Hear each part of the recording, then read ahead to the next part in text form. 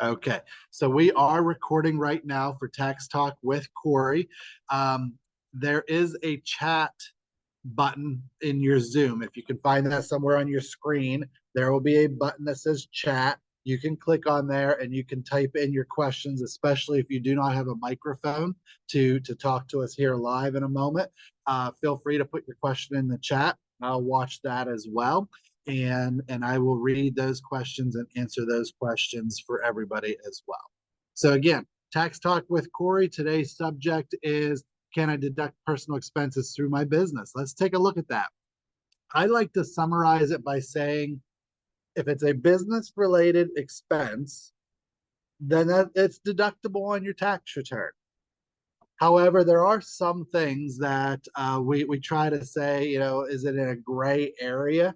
Can I deduct it? Can I not deduct it? And then other times, just small businesses, they think they can deduct certain things, but it's really not a deduction for business purposes. So I'm going to look at a few of those. One of them is personal commuting. So driving your vehicle from point A to point B. If you have an office location for your business, then you cannot deduct the commuting expense from your house to your office. It's just like me working for the SBDC. When I drive 30 minutes from my house to my work and back every day, that is commuting. That is not a business deduction. It's the same thing for you. Now, if you operate your business out of your house and you go to customer locations, take, for example, a building contractor. You operate out of your house. That's where you keep your tools at and such. And then you come to my house to do the work. That is a business deduction because you're already at your office and you're traveling for work to the customer's location. So to and from is a business expense, but commuting to your office is not. The next thing to look at is household expenses. I have people that'll ask, can I deduct my rent and my interest for my mortgage, and can I deduct my utilities and my groceries and my and other things like that as a business expense? In most cases, no, you can't. If you operate your business out of your house, then you have what we call a home office deduction. That takes the square footage of your office, your home office, and compare that to the square footage of the living space of your house. And so you can get a percentage deduction of your rent and mortgage interest and utilities and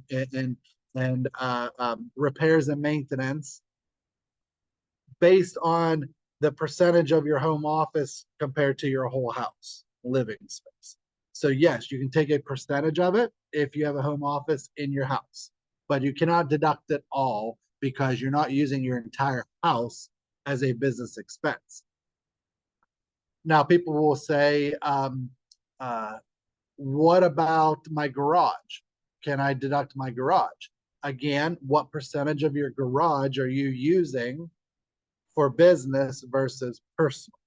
And you'll have to make that differentiation. Let's see here. Entertainment and meals. Okay, so the rules have changed some here and there on entertainment and meals, but it really comes down to this. Are you eating? Let's say you're at a restaurant. Are you at that restaurant for a specific business purpose? Now, if you say, well, my wife and I, we own the business, so does that mean every time we go out to eat and we talk about business, we can write it off? I mean, yeah, it does sound like you can. If you get audited, are they going to allow every one of those? I would say probably not, because husband and wife still have to go out for personal reasons. But if you have another business owner in your business and you don't go out to eat every day, but you go out to eat periodically, then yes, that's the business expense because that's you and the other owner, or you and your employee, or you and your customers. Okay, if you're taking out a different customer on a regular basis, and then yes, that is a business meal expense, assuming that you're talking about business. Um, Entertainment is a different story right now. Right now, entertainment is very limited as to what you can write off. So you'd want to look. I'm not going to dive into the rules of that today, but you'd want to really dive into it and make sure what can be written off and what cannot be written off for an entertainment business expense. Next would be personal purchases. So people like, hey, I need to have clothes in order to operate my business. And as you can see, hopefully, you'll see that I have a shirt and tie on. So I could be saying, hey, if I operate my own business and I'm supposed to, look good by dressing up in a shirt and a tie, then I can write that off as a business expense, right? No. Um, Clothing, limit that to only if it is special clothing that is not normal clothing you'd wear out. So if you're someone that wears a shirt and tie, or even, let's say you don't even do a tie, but you wear a dress shirt like I have on, if that is normal for your work, it's probably kind of normal for your life as well. So as for myself, I mean, if I go to a wedding or a funeral, I'm going to wear this kind of clothing. It's me. It's the way I dress. If I when I go to worship on Sunday mornings, this is my kind of dress because this is the kind of person I am. So this clothes is not special to my business. Now, if I have a business where I need to wear steel-toed boots, yes, that's something special because although you may wear those boots, but most of the time I don't think you're going to wear those steel-toed boots everywhere else you go. It's just not. You're going to save those boots because of the price of them and such. You're probably going to save those boots to wear them mainly for work. Um, Now, if you are a painter, and of course, if you're a painter, you're getting paint on you, and the paint stains your clothes and such. So there, even though you're just wearing jeans and a t-shirt, which is very normal clothing for most people, there you could make a good argument that you need to write off some of your jeans and t-shirt expense for your business because you're a painter and they get stained. And after so much, you just have to you just throw them away and want to get new ones. Um, so there are some gray areas where you can make some good arguments, but if you have to even second guess it, it's probably not something you should take a chance on. Also, talking about with these personal expenses like electronics or hobbies, can you commingle those with your business? Again, think about it. Do I really need it for the business? If I don't really need it and can't really use it for the business, is it a business expense? Probably not. So if you're buying an iPad for at home and you are a building contractor and you're buying this iPad so that you can, sit on your recliner while you're watching TV and just play games or something on it. Is that a business expense? Yeah, you're probably wanting to sneak it through as a business expense. However, in the example that I'm giving you, no, it's not a business expense. But if you can find a way to use it for the business, then yes, it could be a business expense. Okay, another one. Personal travel. This is a good one. So, and I love to talk about traveling for business versus personal use because there is some gray area here. Um, uh, so if you are so I live in rural Pennsylvania. If I want to go shopping anywhere decent, like bigger place, I have to travel to Pittsburgh or Altoona or Erie, Pennsylvania, which is 2 hours away in any direction for me. Um, a lot of things we buy online nowadays if we're buying certain things. But I will, I've traveled to Sam's Club. I'm a member, so I've traveled to Sam's Club a couple hours away to buy business expenses. Now, when I'm in, say, Pittsburgh, am I limited to not to like I can't do anything else but go to Sam's Club for business? No, absolutely not. And I tell people all the time. When my kids were younger, we used to go to the Pittsburgh Zoo. And so I would, if we were going to the Pittsburgh Zoo, I'd be like, is there something for the business I need to buy? Okay, since I'm heading down that way. And so we would stop off at Sam's Club on the way down to the zoo. And therefore, my mileage from my office to Sam's Club and back is a business expense. Now, the rest of my trip off to, the Pittsburgh Zoo and then out to eat and things like that, I cannot write that mileage off. But the trip to Sam's Club and back, I can, because it was a business trip. I went there to buy something. So that's where you get some gray area there. Now people will say, well, what if I go on vacation? What if I travel to Tennessee? Can I write that off as a business expense? Well, I ask you, what are you going there for? Oh, I'm just going there for vacation. Well, then no, it's not a business expense. But if you say, well, there is a conference that I'm going to in Tennessee, and it is a Monday, Tuesday, Wednesday, and I'm going to go down early on Friday. So Friday, Saturday, Sunday, and then that's vacation. And then the conference is Monday, Tuesday, Wednesday. So yes, the travel down and back, you could write off as a business expense, even if you were flying. Now, if you're flying and your family is going with you, only you who are attending the conference, only you get to deduct as a business expense the airplane ticket. You cannot deduct your family's airplane tickets. And then the hotel room. So if you go down Friday night, no. Saturday night business expense, no. The conference is Monday starting at 9 a.m. So you need to be down there the day before. So Sunday night is a business expense at the hotel, because you're getting down there Sunday so that you can wake up and go to the conference on Monday. And then it's through Wednesday night through Wednesday. So Sunday night, Monday night, Tuesday night, and it's not over till afternoon, and you're going to stay and come home on Thursday. So yeah, Wednesday night is a business expense as well. So you can see where you can take a business trip and commingle personal in with it, but make sure that you're deducting only that which is business related. If it's personal related, it's not a personal expense. Let's see here. Salaries and wages. Can you write off paying yourself? Well, that depends on what type of business structure you are. If you are a sole proprietorship and you're paying yourself for the work that you're doing in your business, no, that is not a deduction on your tax return. As a partnership, if there's more than one owner in the business, there's two ways of getting paid from a partnership. The most common way is just taking a withdrawal like a sole proprietorship would do. So no, that's not a business expense. But there's also something that we call guaranteed payments within a partnership. That is an expense for the business. So if you're a partnership, you'll have to figure that one out. Your business consultant can help you.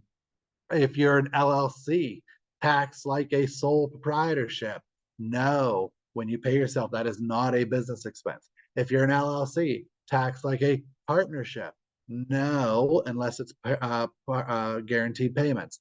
What if you're an S corporation, or what if you're an LLC taxed like an S corporation? Then yes, you actually by law have to give yourself a paycheck if you want money out of the business. That's the way a corporation is set up. So if you're an S corporation, yes, you can deduct your salaries and your wages from your business. So that's just a real brief overview of what I felt was some really important things that people try to slip into the business as an expense, but it really could be personal. So you have to really think it through, talk about it. My whole idea of sharing the information is with you is I don't want you to get audited, but if you do get audited, I want to make sure that you pass the audit. So if you have any questions regarding what I've talked about or any other business related questions, I'm going to get ready and open up the window right now for you to talk. So the first thing I want to look at, I see someone here in the chat, and then after the chat, I'm going to open up for Brianna to unmute herself and ask her question. But first off, what's in the chat?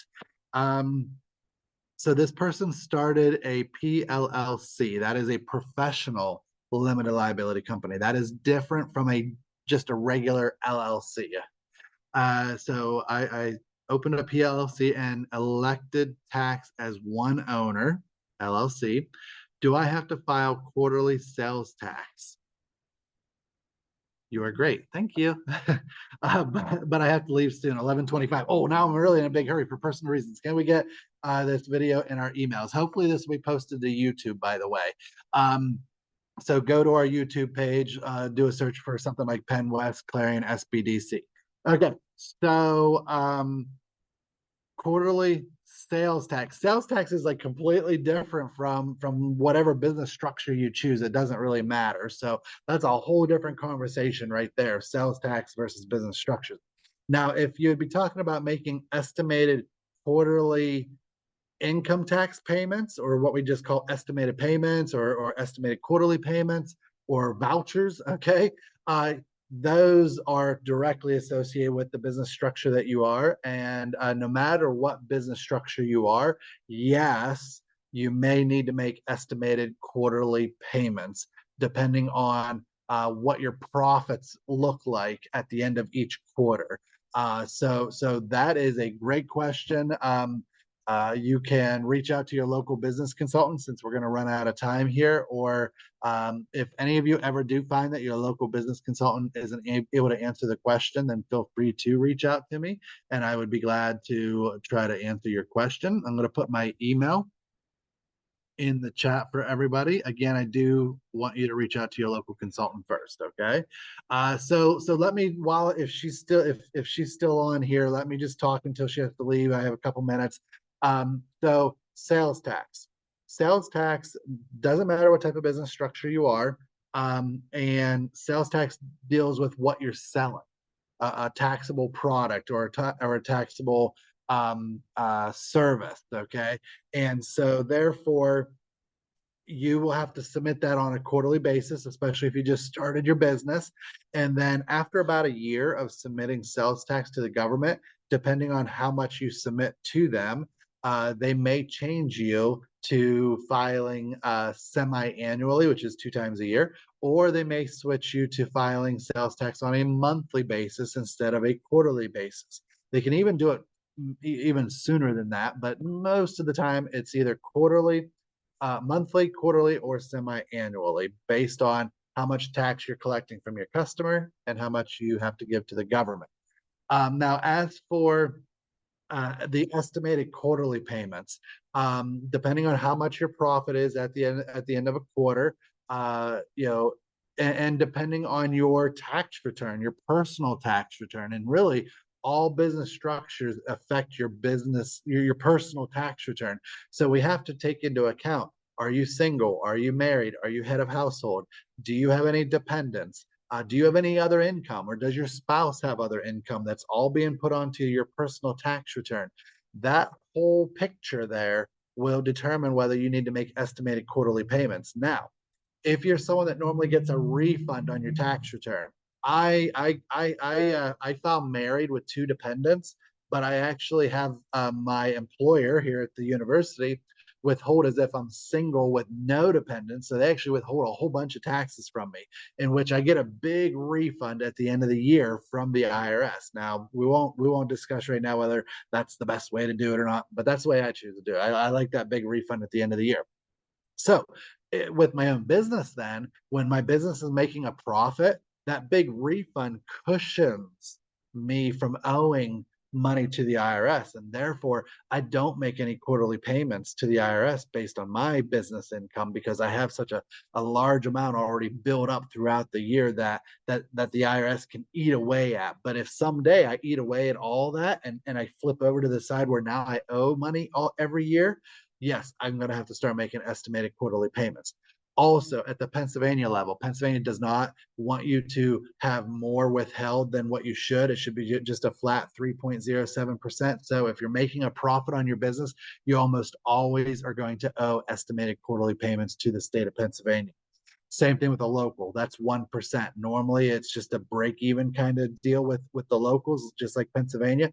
And therefore, normally, if you show a profit in your business, you need to be making estimated quarterly payments to your local as well.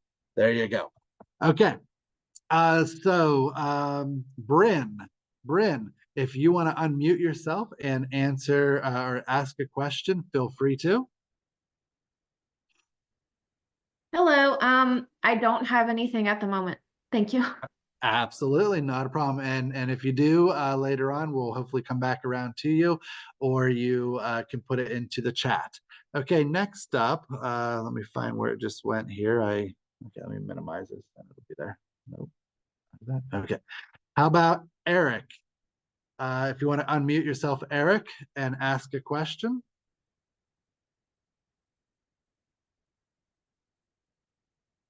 Okay, Eric is not unmuting himself, so maybe we'll get back to him here. Let me come down here. How about I apologize if I pronounce it incorrectly, but it looks like it's something like Uchenna. Are you there, Uchenna? It doesn't show a microphone, so you wouldn't be able to unmute yourself. So let's move up to the next one. Valeska, Desert. If you have a question, do you want to unmute yourself?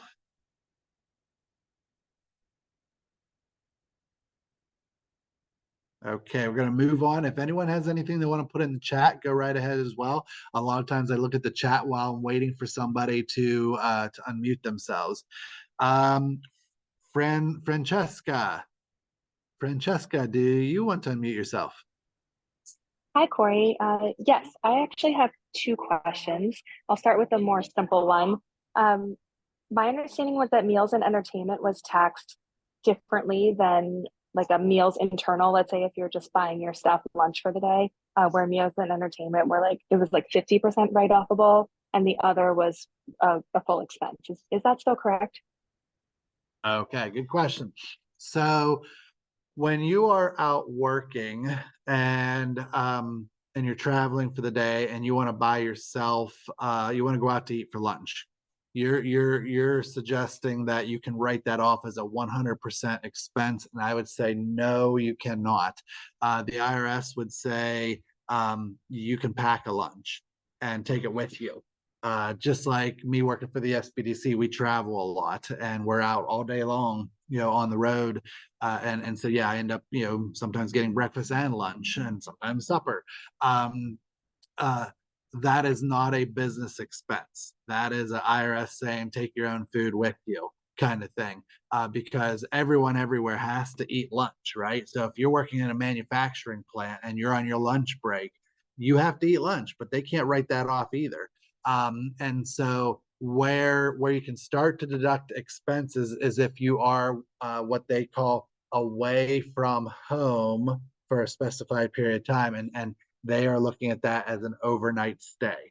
If you're traveling on an overnight stay, then the way the IRS actually does it is the first day you get a half a deduction. So whatever the full day what's the word, per diem, if you want to say per diem, the full day per diem for a business deduction for eating out, you only get a half a day for the day that you start your travel, and then you only get a half a day for your travel home. And then the days in between, you get a full day. So I think you're looking more per diems, and per diems work for employees, but it also works for your own business as well. Can you deduct the actual expense of eating out on those full days out that you're out? Yes, you can take the actual expense. Now, if you go above and beyond, really elaborate, okay, then you can start to run into some other rules there. But the daily travel you're out, no, you're not going to get to write that off as a 100% business expense. Now, I do want to point out something else that a lot of people don't think about as well. Let's say, I know this happens at a place. You're a tire shop, okay? You're an auto mechanic shop. And for the convenience of you, the business owner, you, the employer, for the convenience of your business, you ask your employees to stay there instead of leaving for lunch, to stay there in case a customer comes in off the street and needs to get their tires fixed. Okay. And therefore you buy lunch for them every day. You buy them pizza, whatever. Okay. You buy them lunch every day in order to keep them there so that they don't leave. That can be a business expense for your business because you're doing it for the convenience of the business. But if you're paying your employees to go out and grab lunch themselves, that's different, right? Because now they're just on their normal lunch break. So did that answer your first question? Yeah, there's a lot to chew on there. Thank you. Absolutely. Come back next month and we can clarify it even more. What was your Okay. second question? Okay, so my second question is a bit more complex. I'm going to try to simplify it. My partner and I own our business 100%, so there's no investors or anything, and we're also life partners. So we've chosen to, instead of pay ourselves and write off expenses that would be business expenses, they're actually just coming out of the business. For example, our cell phone bill. And I'm trying to think of something that would be like write-offable from our salary, but things like that. So instead of writing it off from our salary, we're paying ourselves less and we're just charging the business. Is that something that is advisable, or should we be doing it the other way? Right. I would advise against it, because that could turn into an audit nightmare whereby you'll explain this to the IRS agent and they'll be like, okay, we disallow these expenses, but then they look at other expenses and they know what you're doing because you told them. And so they look at other expenses and they're like, well, this one looks personal too, and this one looks personal, and that one looks personal. And so all of a sudden they start disallowing all of these different expenses because they say, oh no, this was all for personal stuff, but you literally try to write it off under the business. So to me, that's a problem there. If you were to continue doing it, then let's say that you're using QuickBooks or another software, and you're writing out the check in your software to Verizon Wireless, and it's your personal cell phone. And so when you drop down to where you have to choose an expense that you want this associated with, this money going out of your business that you want to associate with, make sure you don't choose telephone. Okay, that would be a big no-no, because that means that you're telling your accountant to put that on your tax return. But what you're saying that it's actually a personal expense. So instead of choosing telephone as the account at the bottom, I'm thinking in QuickBooks mindset, you're going to choose withdrawal, owner's withdrawal, some sort of equity account. Therefore, the money comes out of the business, but it doesn't affect your P&L, your profit and loss statement, or your income statement, and ultimately it doesn't affect your tax return for how much tax. I understand what you're saying. I understand what you're saying there, but our cell phones are used like way more than 50% for our business. Right. So I mean, and so if that's a business expense, then that's fine. But okay, tell me something that you are taking out of your business that is a personal expense that you're doing.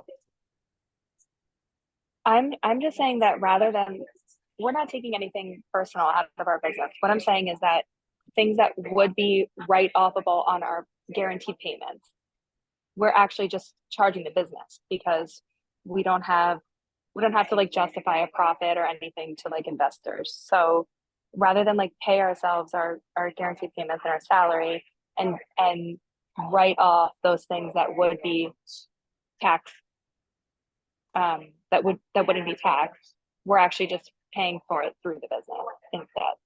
Mm-hmm. Yeah. So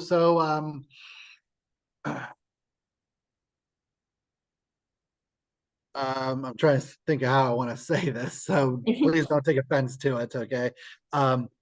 I can see in your, I feel, maybe I'm wrong, I feel in your Mhm. mind, in my mind that you know what you're saying, but you're not understanding the way it works. So Okay. if telephone expense is an expense, don't even think about guaranteed payments. Forget about that. If telephone Mhm. is a business expense, that's a business expense. No ifs, ands, or buts about it. Okay. If business mileage is a mileage expense, no ifs, ands, and buts about it. It's a business expense. Let me Mhm. throw out this idea here. We talked about clothing earlier on. Okay, Mhm. if you buy clothing through your business, but it's not a business expense. Maybe you have some kind of, maybe steel toed boots, but let's just think of regular clothing.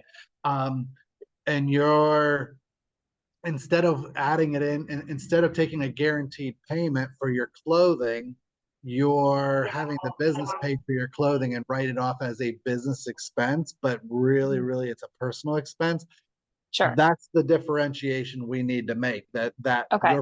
that money you buy for your clothes should not be paid for by the business. It should come out as a guaranteed payment, and then you take that money from your guaranteed payment and you go out and you buy clothes. Yeah. Okay. Okay. I understand. Yeah, yeah. Yeah. So please don't take offense. I'm really sorry for how I said that. I just couldn't think of another way to say it there. No, But I I'm just trying to think like if you pay yourself and then you're buying things that are like you write off on your income tax return, is there a difference? Like let's say 100% of my cell phone bill is paid is an expense for the business. So does it matter if I pay for it with the business account or with my salary and then write it off on my income tax returns? so yes, you'll want to write it off through the business. You will not want to include it into your guaranteed payments, because then when you go to file your personal tax return, you're not going to be able to deduct your cell phone expense as the I example. say. You won't be able to deduct that as a personal expense on your personal tax return. Um, Mhm. you may be thinking like, and really they did away with this on your federal tax return uh, with the current tax laws. They took away, they made itemizing harder, and they took away the unreimbursed employee business expense from the IRS. Now I say. Pennsylvania still has unreimbursed employee business expenses. However, in a business, a small business like yourself and like everyone else listening to us, you really, you're not going to take advantage of the unreimbursed employee business expense on your Pennsylvania return, because you're going to write it off just on your business tax return. Right. Okay. I understand. Thank you. Yeah. I'm sorry to Yeah. everyone for taking up so much time. No, please don't apologize. I guarantee you everybody learned from that. If they didn't, then they need to hear it again, because that was a great conversation to have, talking about trying to figure out how do I write these things off. So thank you very much. That was excellent. Okay, let me find the next person here. Okay. How about Summer Ray? Do you want to unmute yourself and ask a question?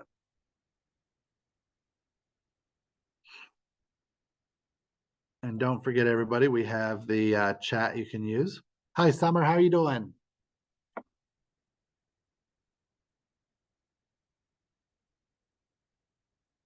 Okay, Summer, are you there? Let's go to the next person, Jeffrey Burkett. Jeffrey, do you have a question?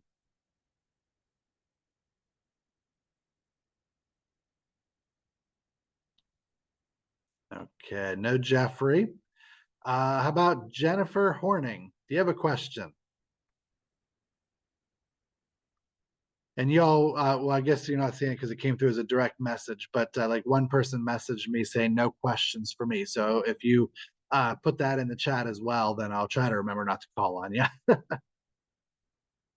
Okay, Jennifer's not unmuting herself, but Summer put her question in the chat.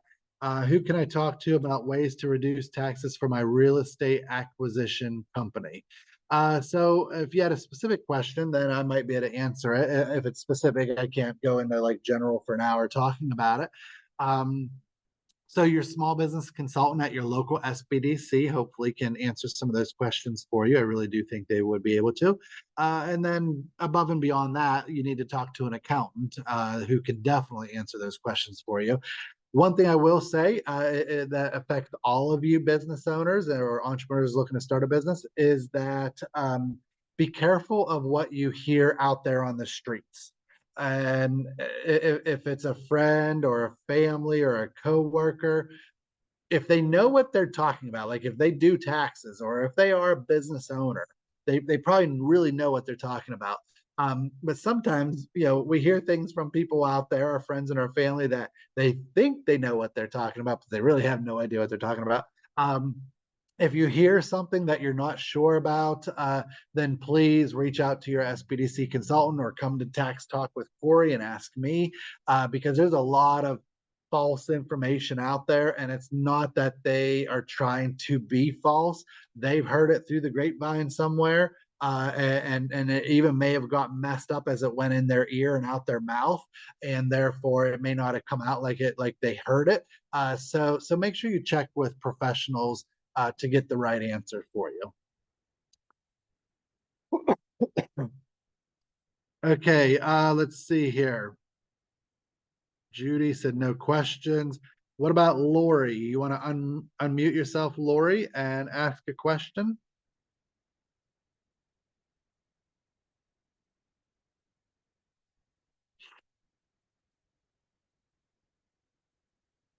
And while we're waiting to see if Lori unmutes herself, Summer went on to say, she was asking about,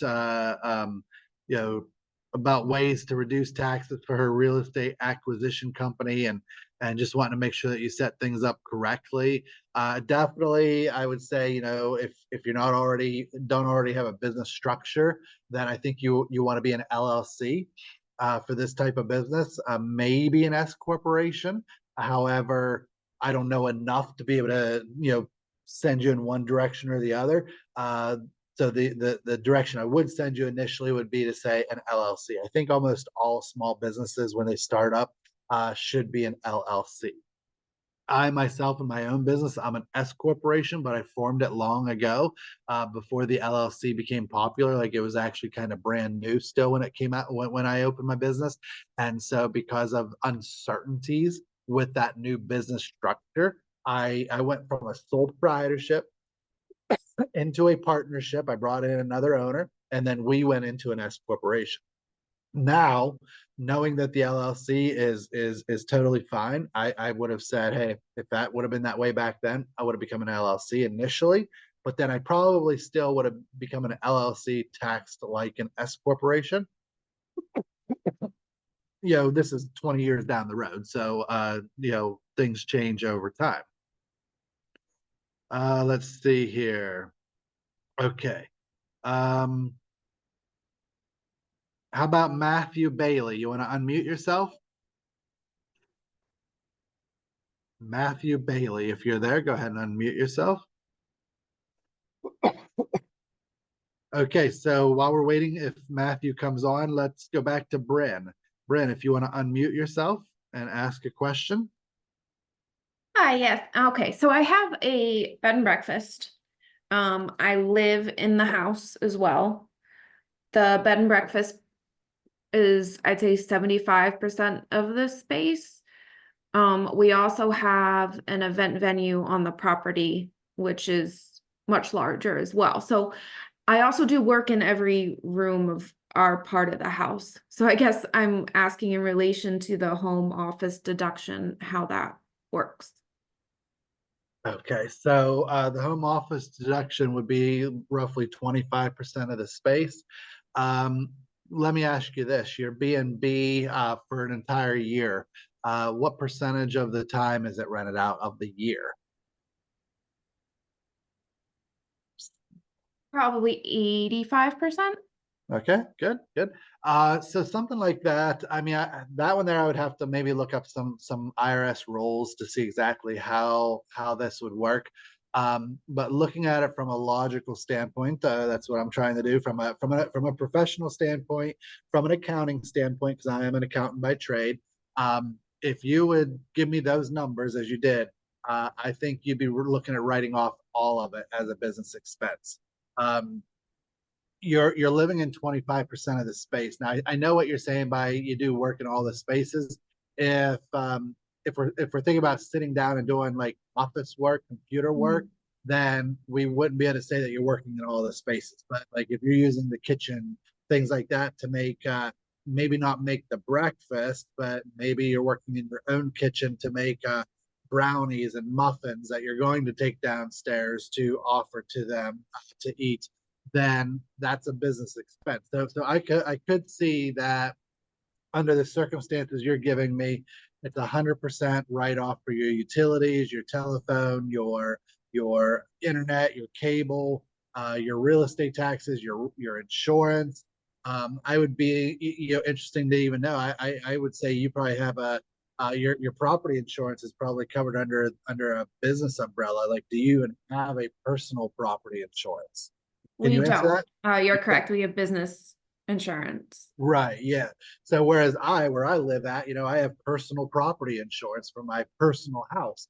But because you're in this bed and breakfast and your job is almost 100% of the time because you got to be there to clean and to offer the food and things like that. So that's 100% write off, and especially and even with the venue, that's all 100%. So even when you're mowing your yard or fixing the driveway, that's all a write off for you. Okay, thank you. That is how it's set up by our accountant. So I just wanted to make sure we were doing it correctly. Thank you. Good. And you're welcome. I'm glad to hear that. I agree with your accountant. Okay, let's see here. Rebecca Kramer, do you have a question? Yeah, so bear with me because this is like all kind of new. We're just a couple months into we have a chicken farm. But our chickens have slowed down and now we have a bunch of freeloaders. So we're not really making much money. I'm wondering, like, is there a ratio of expenses versus profit and like a limit on how much you can deduct, or how does that work? Okay, how many chickens do you have about? We have, I think, 19. Okay. And they're all well, if they lay eggs, they're an egg-laying chicken.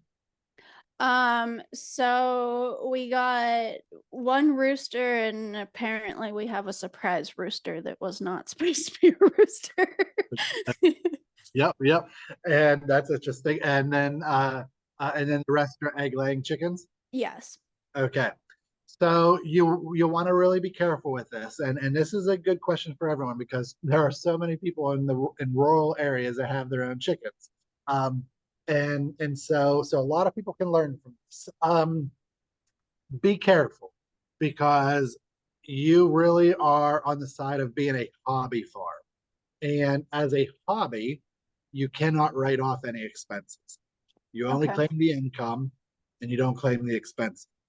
At 19 chickens, it's hard. It's going to be really hard to make a profit when you're writing off the price of the chicken coop and repairs, and when you're writing off feed that you have to buy throughout the year, and when you're writing off other true, let's say, like, really be really strict and other true farm expenses, things that are really associated with those chickens. Then you could also look at a home office expense. If you have a room in your house that you want to consider your office, then you could, as we talked about earlier in this session, square footage of the office compared to square footage of the house. You get to take a percentage of all of your household expenses, utilities, real estate taxes, mortgage interest, rent, real estate taxes, if I said that, insurance, things like that. So you do get a percentage of it. So now your question was, is there a limit to how much it can write off? So if you try to pass this off as a real farm business, then if you show a loss in 3 out of 5 years. That's like majority of the 5 years, right? If you show a loss 3 out of 5 years, the IRS can, not saying they will, but they can come back and audit you and declare those 3 years as a hobby. And therefore they disallow all of those expenses. And what will ultimately happen is that means that whatever tax advantage you got from having that loss or having those expenses, you'll have to pay back that tax advantage that you received. You have to pay it back plus penalties and interest for those years as well. So without digging in deeper and asking you what kind of, if you've been doing this for a long for a period of time, what have you written off? I'm just saying, this is my thought. At 19 chickens, I would not put it on my tax return. If you're selling some eggs, I would probably just pocket that money, because that money is just being turning around and being spent on feed and such anyhow. Right. And that is really how I see most people with chickens do it. I know We're also trying to have like a fruit farm or like an orchard, but like those trees aren't producing yet either. So it's like we're kind of in that like very beginning stage. Yeah. So I ultimately, I would wait until you are making some decent money to where you're like, I better start claiming this on my tax return before I get caught. That's what I would do. Okay. I guess here's a quick question I just want to ask you. And again, a lot of people do this. How many trees do you have currently planted? Oh, I'd have to ask my husband, Take a but guess. 50?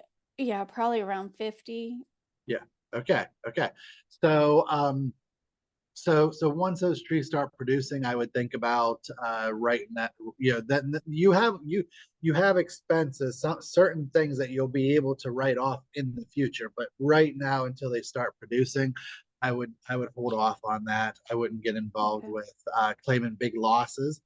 Now, I have seen farmers, especially the old time farmers. I'm talking about guys that are like 80s and 90-year-old that have been farming all their life, and they show like these big losses constantly.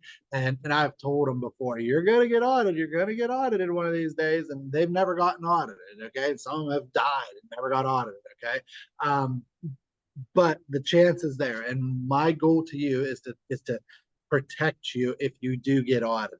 Right. I could say, yeah, go ahead, file losses, big losses all the time. There's no limit to it. That was one of your questions. There's no limit to it. Okay. But if I tell you to do that and you get audited, you're going to get mad at me. You can't hold us liable. That was a disclosure that when you signed up for the training was that was in there. Plus I repeated it. So you can't hold the SBDC liable for what I'm telling you. But I still want to protect you. Right. Okay. Is that all? So would I be able to, like, if we held off on that, would we be able to retroactively write stuff off?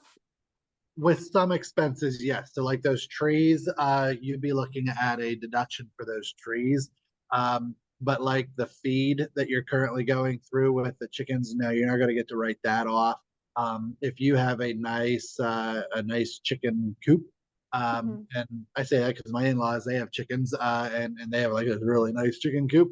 Yeah, something like that chicken coop, we'd be able to write that off in the future. But the feed, I don't know if they use hay or straw, what it is they use in there. But that ongoing little expense year after year, if I will not be able to, you would not be able to write that off in the future when you do start filing a tax return. Okay, so just like the big stuff The big be stuff, able to. yes, Okay. exactly. So keep receipts for the big stuff. Those are the things that you would be able to write off. Okay. All right. Thank you. You're welcome. Those were excellent questions. Okay, let me see here. Holly Warren, I think I know this. Holly, do you have any questions, Holly? Other than talking about church camp. Hi. For Hi. some reason, I thought this was new, and so I'm a latecomer. I'll have to watch the recording of it later. taxes. Any business related question. It is normally, supposed to be Right. talking about taxes, but I just love business in general. So I Okay. tell people at the beginning, any kind of business related question, I'll give you a question. Okay. Oh, I should have wrote it down. Okay, so last night I signed up for QuickBooks because my accountant scared me and said, I'm too expensive for you, just get me at the end of the year. So I signed up for a QuickBooks subscription and I did mileage last year. Can I put in, when I filled up my gas tank too, can I put in the gas for that trip or just mileage? Okay, that's a great question. So the answer to that is yes and no.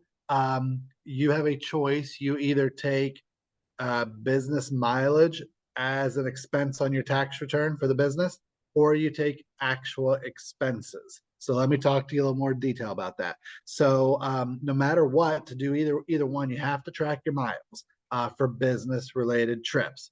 And then if you drive a car or a small sport utility crossover, then normally business mileage is the way to go. The idea of the business mileage rate from the IRS is to cover car payments, insurance, car payments, your gas, your oil changes, your brake pads, your windshield wipers, blah blah blah. That is what that business mileage covers. And so a car or a small sport utility, that's normally the way to go. But if you're driving a pickup truck, or if you're driving a big sport utility like a Suburban, okay, those are gas hogs, and therefore it may be better to track actual expenses. So yes, you're gonna have to keep receipts for all of the gas and the brake pads and the windshield wipers and everything. You have to keep all those receipts. But that is normally more beneficial because those vehicles eat up so much gas throughout the year. Now, the one catch to this though is you only get to write off business expenses. So if you're using your vehicle for personal and business, and if let's say you're going the actual expense route, you need to keep track of every gas receipt, whether it's personal or business, it doesn't matter. Keep track of every gas expense for the year, every oil change, every brake pad, every expense for that vehicle. Keep a receipt. And then, if you remember just a moment ago, I said that you need to track the mileage no matter what way you do it. So if your mileage for business turns out to be 35% of your total miles, so it should be like that, 35% of your total miles, then you're only going to get from all those receipts, you're only going to get a 35% deduction on your tax return for all of those receipts that you kept track of. Really, in my mind, actual expense sounds like a big pain in the butt. So even in my own business, I do just the mileage. I just track my miles and I take what the IRS mileage rate is as a deduction on my tax return. But I will say a lot of entrepreneurs, they think that, okay, today I am going to Sam's Club to buy supplies for my business. So before I go to Sam's Club, I'm going to pull into the gas station. I'm going to fill up my tank, and then I'll go to Sam's Club. And then you think that one special receipt is a business expense. But remember, your gas tank might not have been on empty. It might have been a quarter, half, 3/4 full. And then also, you may not use all that gas that you just pumped into your vehicle. You may not use all that in that one trip. And therefore, you go to Sam's Club, you come back, and then you go to the grocery store when you come home and you buy milk and that for your house, all on that same amount of gas. So that's why you can't just take a receipt and call it a business gas receipt. It doesn't work that way. It's all based on mileage. Hopefully that answered your question. That was a good question that everybody benefited from. All right, thanks, Corey. You're welcome. Nice hearing your voice, Holly. Let's see here. I'm not sure who I might have missed because I tried to jump around a little bit.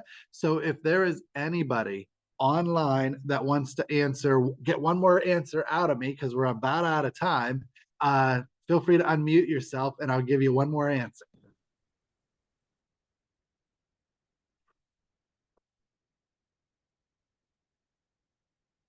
And I'll be looking for someone to unmute themselves, but if nobody unmutes themselves, I do want to tell you that this was recorded. We should get this uploaded to our YouTube. If you do a search of like PennWest, Clarion, SBDC, something like that. And then when you get to our YouTube page, look for a button that says playlists. And you click on playlists and you should see a tax talk with Corry.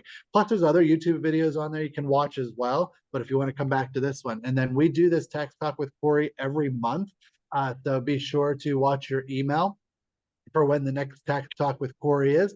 Come to me with your questions and I'm more than glad to answer them. And yes, Michelle, I saw that you had unmuted yourself. So you get one more answer out of me.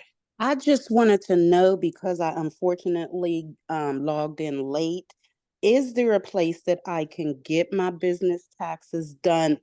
Let me start this way. I signed my lease June 2023. I still am not open. I've been paying rent every month. I'm trying to get a little more funding now. Was introduced to a crooked contractor. So now I have to have my floor and my ceiling redone. My question is, because I've been having my personal taxes done, the guy who does my personal taxes, he knows nothing about business taxes. But I've been told my business taxes need to be put on with my personal taxes. But I've been putting all this money into this space the past 2 years. So my income has been zero, but I've put in all this income. Do you know anywhere or anyone that where I can get my taxes done free? Yeah. So and also, I'm sorry, is that correct that you need to have your business taxes done in with your personal taxes? I didn't know that. Okay. So you definitely want to talk to, do you work with an SBDC consultant right now? Not yet. I am in with them and have been, doing webinars and things of that sort, but not one particular person. I do have a meeting, I think, within a week or so with someone. I just got a planner I have to write down because I've been having so many webinars. But I think she's going to, I don't know, but I'm not in with a consultant from SBA, but I have been going to the webinars. Yeah. Okay, good.